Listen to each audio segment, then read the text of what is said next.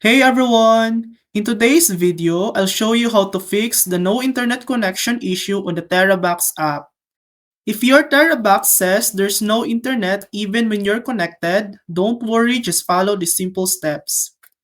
First, open your Settings app, tap on Apps or App Management, scroll down and find TerraBox in the list. Tap on Mobile Data.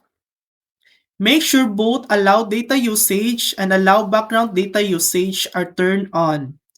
This ensures the app can access the internet properly. Now, go back to Settings and tap on Connections. Next, select SIM Card Manager. If your SIM is active, tap on Access Point Names and hit Reset to Default. That's it.